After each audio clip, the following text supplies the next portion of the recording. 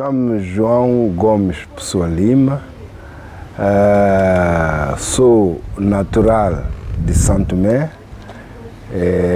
resido numa zona aí perto chamada Uclelaré e trabalho na direção das pescas e aquacultura como diretor desta instituição. Com que idade que está agora mesmo, se lhe posso perguntar? Eu agora tenho 63 anos. Portanto, já tem memória de alguma coisita? Claro que sim. Como é que tem sido a sua vida desde criança até o momento de hoje? Tem mudado muito a ilha de São Tomé? Sim. De qualquer das formas, como era antes, nunca é como agora. Há muitas coisas que renovaram, há algumas coisas que desapareceram, algumas pessoas que nós já conhecíamos também desapareceram, os hábitos e costume tende também a transformar-se, porque os jovens são mais procuram mais a modernização e então tem havido algum progresso em geral.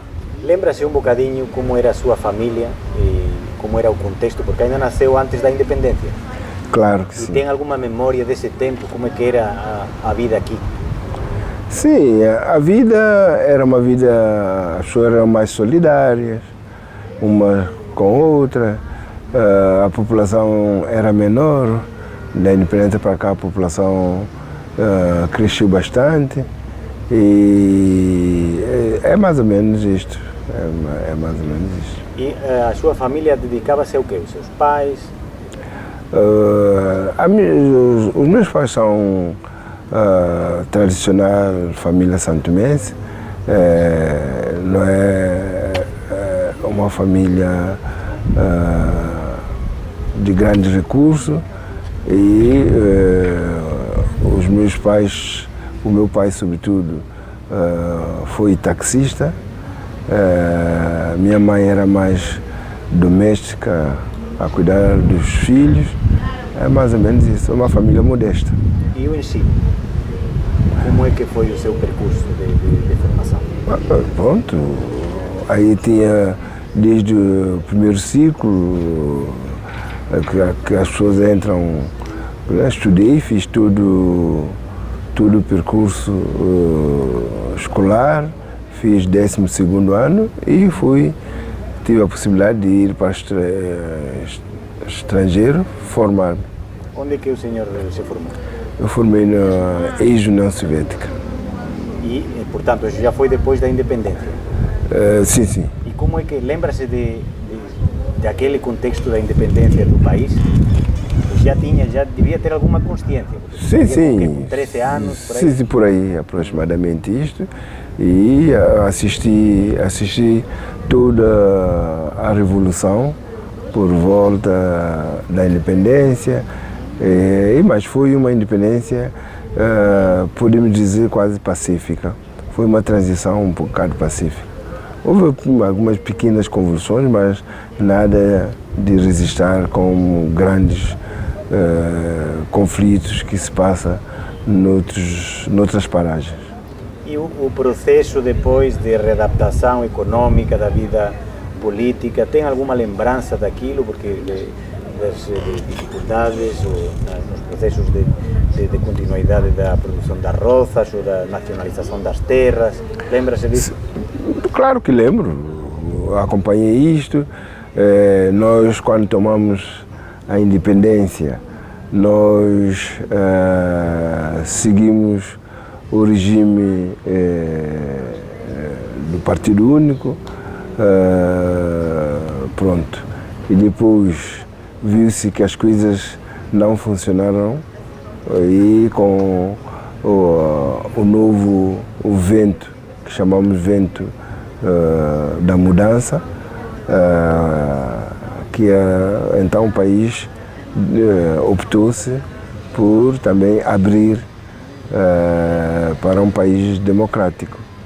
E assim nós estamos agora num país livre e democrático e pronto, quando saíram os brancos proprietários das terras, nós optamos por nacionalizar essas grandes roças que pertenciam a grandes empresas ultramarinas e depois de nacionalização o Estado não conseguiu manter essas empresas. Depois, já num outro período, decidiu-se pela privatização das roças. E qual acha que foi o problema desse processo para não funcionar a coletivização das terras, essa transição econômica? Onde que esteve o problema? Bom, o problema é diverso. Talvez os mais estudiosos, economistas, podem falar sobre isto, melhor sobre isto, mas na minha perspectiva, pronto, quando nós tomamos independência, nós tínhamos poucos quadros, não tínhamos experiência, muita experiência na gestão e pronto, não conseguimos. E depois o recurso financeiro, o país também era de fraco recurso financeiro e essas roças precisavam de investimento, que não houvesse investimento, daí elas começaram a cair, a degradar-se, as infraestruturas todas, os meios de transporte, tudo isso começou-se a degradar e então deu o caso que elas ficaram mesmo paralisadas até que o Estado decidiu pela privatização e distribuição delas em parcelas. Portanto, foi em termos de vida social, foi duro esse trance até a privatização, até a estabilização da situação econômica. Lembra-se disso, de ser difícil para a população?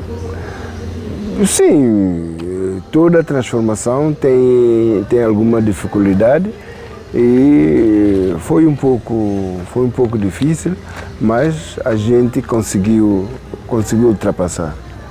E, entretanto, disse que faltam quadros à cooperação internacional, sobretudo dos países do leste, de Cuba, a União Soviética, e o senhor é enviado para a ex-União Soviética a se formar. Pode nos falar um bocadinho de como é que é selecionado, como é que é a sua experiência, porque a União Soviética é muito diferente do que nem? Sim, nós éramos jovens e os jovens normalmente adaptam ao meio. Foi difícil porque é um país totalmente diferente, língua diferente, o próprio sistema, nós temos que adaptar todo o sistema. É um país que faz muito frio, nós viemos de África e nós estávamos habituados com tanto frio. Foi difícil, mas pronto, o ser humano adapta-se, tem essa capacidade de adaptar-se ao meio e nós conseguimos adaptar. E foi a estudar, lembra-se dos anos, quando é que foi para lá? Sim, eu fui em 82, regressei em 89. E onde que esteve a estudar? Astrakhan, uma cidade que pertencia à Rússia, mas é uma cidade que fica um pouco perto do Mar Báltico. Ou seja, no norte, bem frio. Sim. E como é que foi? Havia muitos mais automenses, ou imagino que também de outros países africanos? Como é que... Do nosso grupo fomos 10 santomenses e também na minha época, na minha universidade, havia todos os países da língua portuguesa, países africanos da língua portuguesa. Angola, Guiné-Bissau, Moçambique, Cabo Verde, todos estavam aí. Eram 10 santomenses? Só santomenses eram 10. E eram formados todos na mesma área? Escolheram a área de formação ou não? Várias áreas de formação. A sua era especificamente Fiz engenharia mecânica naval. engenharia mecânica naval. Era único? Somos dois. Como é que recebeu a notícia de que ia para a União Soviética? Eu fui candidatei-me e fui selecionado. Portanto, foi de ânimo feliz pela aventura. Sim. Como diria que foi o ensino lá e a dificuldade? Porque tinha professores que de língua portuguesa. Não, nós tivemos um ano só para estudar a língua russa, depois para nós ingressarmos na universidade. E quando termina, a opção é regressa a outra. Entretanto, visitava Não. nada. Não. Ou seja, esteve lá 7 anos seguidos. Seguidos. E quando regressa, como é que encontra o país? Sim, encontrei o país quase como eu deixei, não houve grandes transformações, pronto, mas houve algumas outras obras, mas é sempre, depois de 6, 7 anos fora do país, alguma expectativa, mas ingressei e adaptei facilmente e rapidamente, Portanto, sem grandes problemas. E como é que foi a ideia, ou seja, da formação que traz as suas expectativas profissionais, da experiência ou da formação que tem? Quais eram as expectativas e qual foi o acolhimento que recebeu aqui? O acolhimento foi de muita alegria, sobretudo os familiares e tudo, mas a expectativa foi um pouco desfraudada, porque na altura quando nós partimos para a formação, nós fomos fazer formação ligada ao mar, quer dizer, para trabalhar em navios de pesca ou qualquer outro navio que podia ser, sobretudo de pesca.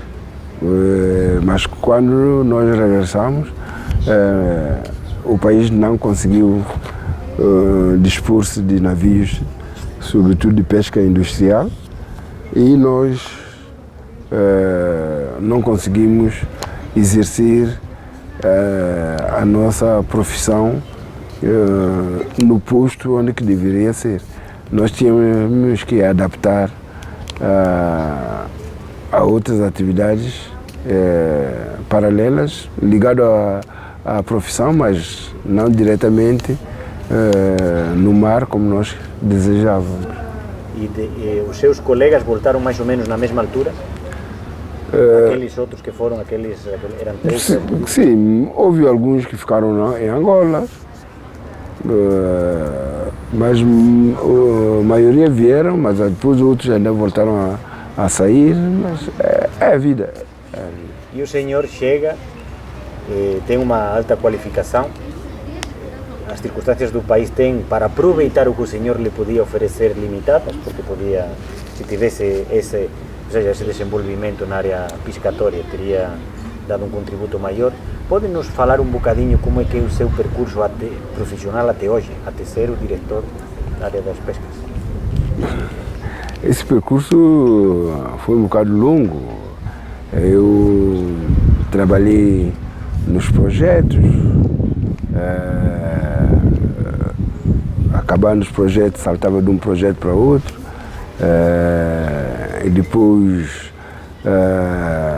como nós vimos que os projetos iam sempre terminando, nós criamos a nossa organização, ou ONG, que é a Marapa. Nós fundamos a Marapa para dar continuidade às atividades de projetos. Fui trabalhando nas ONGs, depois o governo viu nas minhas qualidades de competência para exercer o cargo de diretor. Fui convidado para exercer esse cargo. E qual é a situação atual dos recursos pescatórios em São Tomé? Nós entrevistamos pessoas no Príncipe. O Príncipe tem uma raça costeira, ou seja, de águas pouco profundas, maior que São Tomé. O que nos estavam a comentar há 3 anos já atrás, que a dificuldade com os recursos era cada vez maior, tinham que andar mais distância, tinham concorrência também de navios vindos de São Tomé e de outros navios internacionais que também pescavam. Qual é a real situação dos recursos pescatórios de São Tomé agora? Sabe, nós somos um país tradicionalmente que consumimos peixe. Já chegamos a ter uma taxa de 40 quilos por pessoa. Agora estamos numa taxa de 23, mas mesmo assim é a maior taxa de consumo a nível da África e mesmo a nível de muitos países europeus. Mas houve um fenômeno, como nós dissemos atrás, que as grandes empresas deixaram de funcionar, então as pessoas, em busca de subsistência, houve um fluxo, um êxodo rural e as pessoas concentraram-se muito na zona costeira. E nessa zona eles foram explorando tudo que era mais fácil.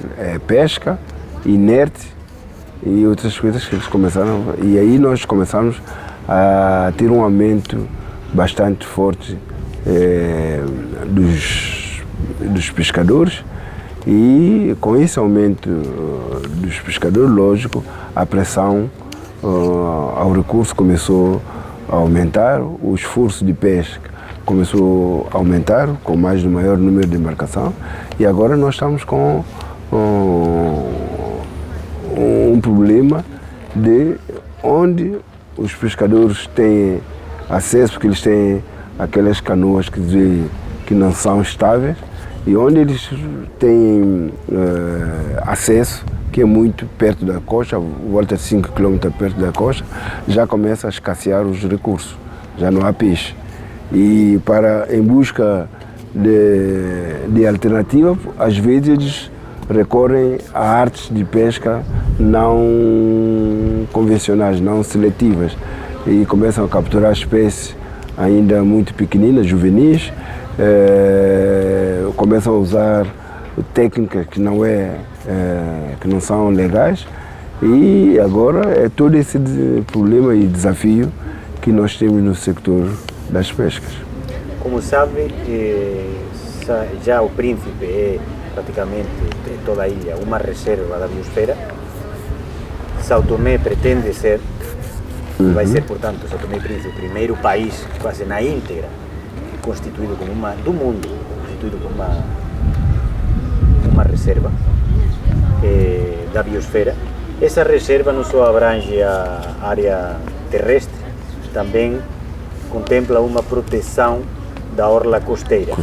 Como é que se responde a esse desafio que o senhor nos coloca, a falar de, em tempos, 40 quilos de consumo de peixe por ano, imagino, por habitante? Hoje são 23, que é quase a metade, é uma queda fortíssima. Sim.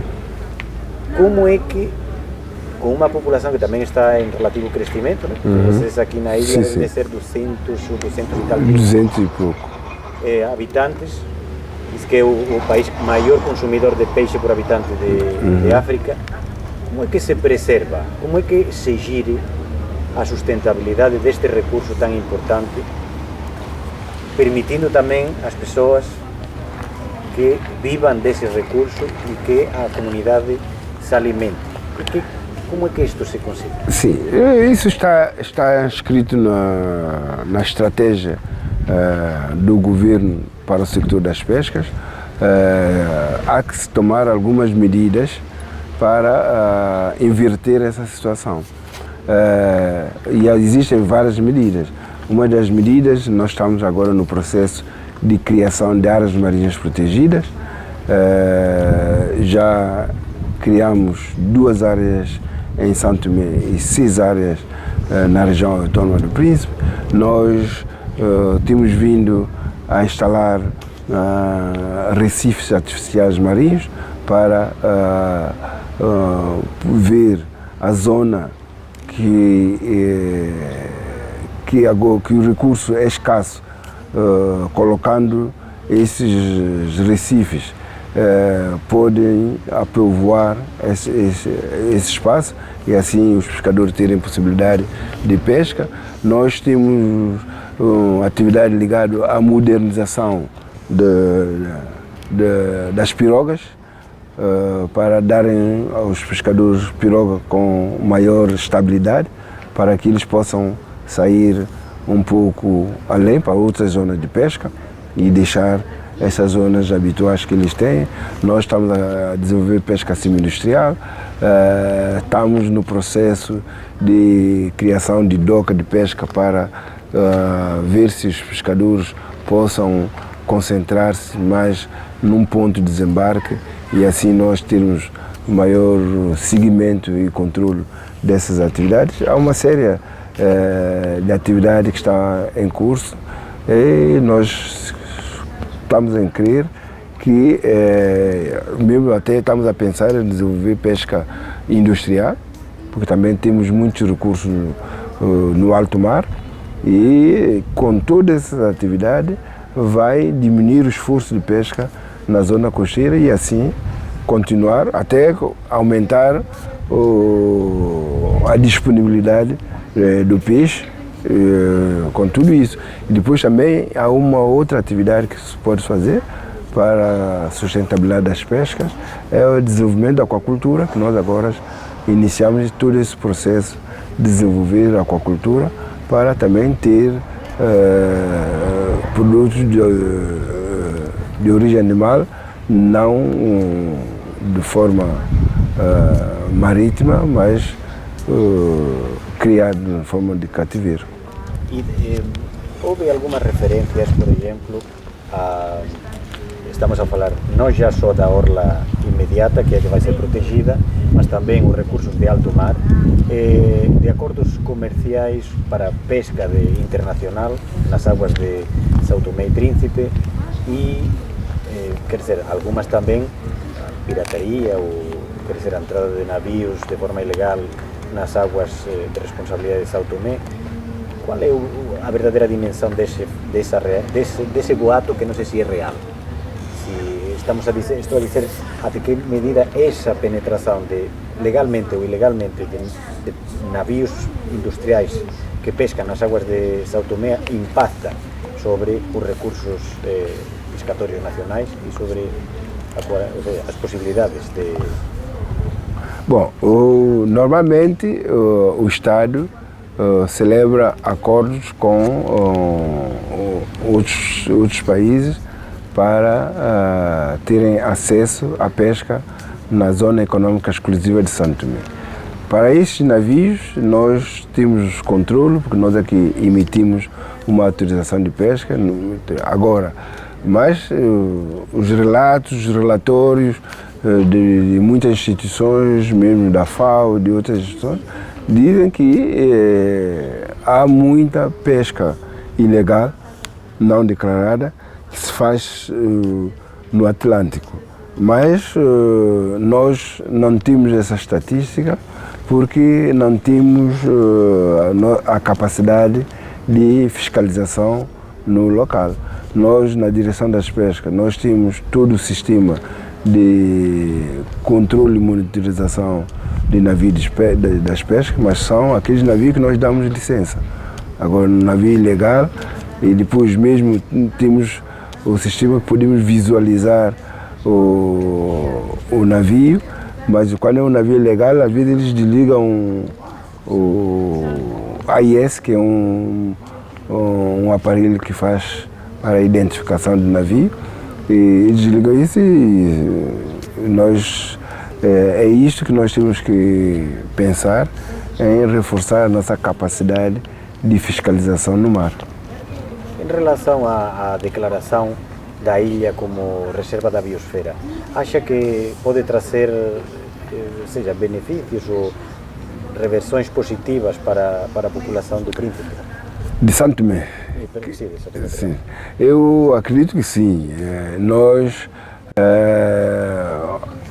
ao exemplo daquilo que está a acontecer na região autónoma do Príncipe, nós vimos desde o momento da criação da nomeação do Príncipe como reserva da biosfera da Unesco, nós vimos que a situação própria dos residentes tem evoluído positivamente,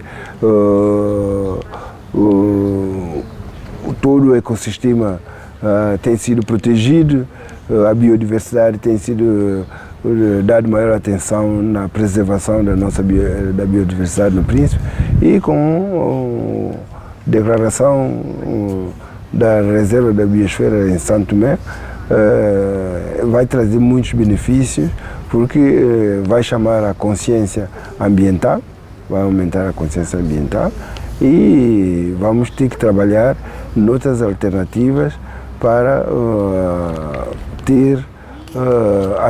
para preservar a nossa biodiversidade. O senhor disse que veio da fundação de uma ONG. Gostava que falasse um bocadinho da fundação dessa ONG, que o levou a tomar essa determinação e que trouxe para a responsabilidade que agora tem daquela experiência. Bom, pronto, não sou a pessoa mais indicada para falar da ONG, porque nós temos estrutura, tem presidente, tem presidente do Conselho de Administração que deve falar, mas pronto, como membro fundador, em linha geral, posso dizer que o objetivo de criação dessa ONG é nós todos que criamos a ONG, trabalhávamos anteriormente em projetos, e projetos desenvolvia ações, mas quando o projeto acaba, essas ações não eram perenizadas, também morriam. E então nós resolvemos criar a nossa ONG para dar continuidade a essas ações que com o projeto ficariam inativas. E também, dentro da estratégia da ONG, nós fomos criando parcerias para poder, porque a ONG tem o principal objetivo é apoio às comunidades costeiras e também proteção do meio ambiente. E então nessas duas vertentes nós fizemos muitas parcerias e muitas ações têm realizado esta ONG, porque é a maior ONG, quase a única ONG nacional que intervém no sector marítimo. E que trouxe, porque alguma influência teria isso na sua nomeação também, que trouxe de conhecimento, de saber fazer e de projetos da área da ONG para a implementação destes órgãos decisores do Estado, porque, a fim de contas, a direção das pescas é isso. Sim, eu fiz também, para além da formação acadêmica, fiz também várias outras formações, formação de gestão, formações de outras coisas, e então esse conhecimento e essa metodologia do trabalho da ONG tem me ajudado também no desempenho das minhas atividades como diretor das pescas. Já, não sei se há algum assunto que gostasse de nortear, que eu não lhe tenha perguntado, alguma coisa que não tenhamos abordado e gostava de deixar constância sobre esta área na que o senhor é bem bom conhecedor e responsável, a fim de contas, do setor das pescas. Alguma coisa que queira deixar registro, alguma reivindicação, algum desafio, alguma aspiração? A aspiração, quer dizer, a aspiração que eu tenho, que eu posso desejar, é conhecer, para que o setor marítimo nacional conheça melhores dias. Nós já temos uma estratégia nacional das pescas, nós temos uma estratégia de economia azul, nós temos 160 vezes de mar em relação à terra, por isso nós somos um país, uma ilha oceânica, e é preciso dar maior atenção ao mar. E com a reserva da biosfera, efetivamente vamos perceber que a economia azul é muito importante para o desenvolvimento do país. Gostaria, não sei quanto tempo lhe resta de mandato, se não tem um fim específico, mas imagine, quando terminar o seu mandato, no melhor das circunstâncias, que é o que o senhor gostaria de deixar feito ao país? A maior aspiração da sua responsabilidade, que não quer dizer que a consiga, mas no melhor dos mundos, que seria? O melhor do mundo é ter, garantir à nossa população uma vida melhor em termos de proteína animal. A aspiração é que nós somos um país altamente dependente de peixe e se não houver o estado que está a situação das pescas, se não houver uma reforma profunda, nós podemos comprometer a geração futura. Daí que a minha aspiração é que a geração vindouras, os meus filhos e netos, possam ter peixe para comer. E é mais ou menos isso. É uma aspiração, ou seja, é uma aspiração muito importante e muito aparentemente básica, mas é um desafio enorme. Claro que sim, porque a nível do sector pesqueiro, como nós falamos atrás, ainda falta tudo. Nós não temos porto de desembarque, não está garantida a qualidade do produto no nosso mercado, não temos fábrica de gelo, não temos fábrica de conservação, quer dizer, há muitos desafios. Então, não temos embarcações modernizadas, não temos, falta-nos muita coisa. E para nós garantirmos o peixe, nós temos que resolver todo esse problema que falta ainda. E eu acredito que nós estamos a trabalhar para isso. Tem mesmo que trabalhar. Exatamente. Acha que a parte da preservação da terra pode impactar também na consciencialização das pessoas do que é essa dimensão que é muito mais que a terra que vocês têm, que é esse mar que vos pertence? Exatamente, por isso que nós agora estamos a trabalhar muito na sensibilização, na consciencialização das pessoas, para as pessoas tentar perceber, porque como nós fomos um país agrícola, às vezes as pessoas pensam que o mar está lá, o recurso é infinito e pronto, vamos lá tirar peixe e peixe aparece, mas é preciso nós explicarmos, se nós não fizermos uma gestão criteriosa, sustentável dos nossos recursos, nós estaremos a comprometer a geração futura.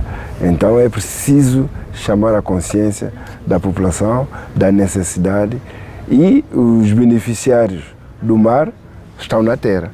Nesse caso, nós temos que trabalhar com as pessoas na terra para que elas percebam a importância do mar.